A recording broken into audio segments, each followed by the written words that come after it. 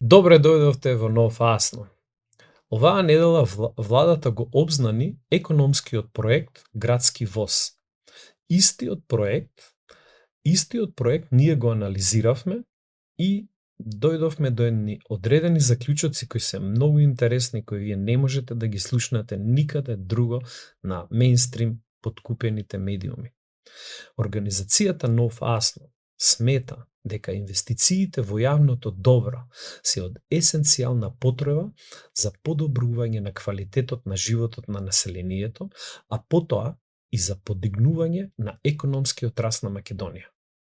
Принципот на добро владење налага анализа на што поголем број инвестициски проекти во кои освен останатите елементи ќе се проценуваат и според ефикасноста на повратот на инвестираниот капитал. За вложување на ограничените капитални инвестиции со кои управува државата, треба да биде избран оној проект кој има најголема ефикасност и носи најбрзо враќање на инвестицијата. Ваквиот начин на добро економско и финансиско владење гарантира и најголем економски раст на Македонија. Во случајот на проектот Градски воз, одлуката за финансирање е веќе донесена, иако немаме комплетирана физибилити студија, ниту пак е направена економска експертска анализа за исплатливоста на проектот. Истиот тој проект предвидува инвестиции во постоечката железничка инфраструктура која се распоредена низ градот Скопје и околината, и за таа цел ќе се инвестираат околу 55 милиони евра, а првата делница е од Зеленикова преку Драчево, Пинтија, аеродром и главната железничка станица. Са овој проект, како што кажав, до сега не е комплетирана физибилити студијата и не е направена економска експертска анализа на исплатливоста.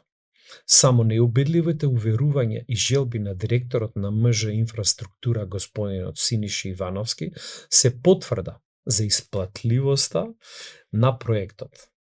Ваквиот начин на донесување одлуки за инвестиции во инфраструктурата е индикатор на неколку неповолни состојби во однос на начинот на работата на владата на Република Македонија.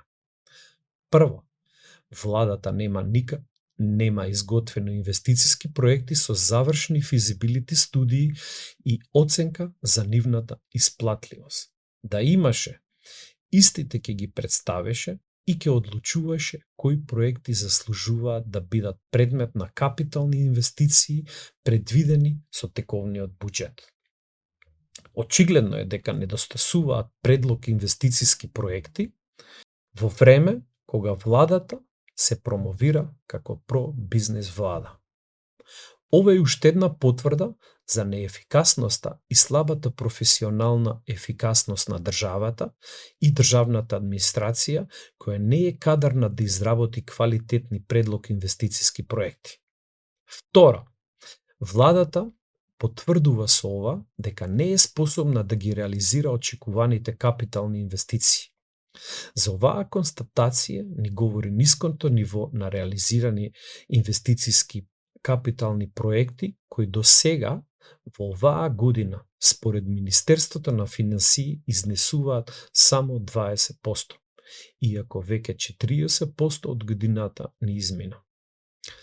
Ова е заклучок дека во услови на слаба реализација на капиталните инвестиции, владата прибегнува на недоволно квалитетно изработени проекти, за да себе си се прикаже во позитивно светло и да ни каже дека вредно работи за доброто на сите нас.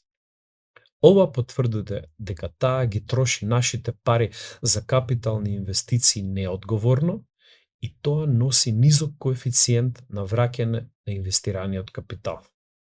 Ваквиот начин на работа на владата, која себе си се представува како про-бизнес влада, во континуитет носи кон слаб економски раст, кој оваа година, според Светската банка, повторно ќе биде најмал на Балканот. Лошото менаџирање на парите на граѓаните, кој што го практикуваше СДСМ, Сега продолжува и под палката на премиерот Мицкоски. Тоа го потврдува слабиот досегашен петогодишен период кој се одликува со најслаб раст на нашата економија во Западен Балкан, периодот од кога станавме НАТО членка. Благодарам.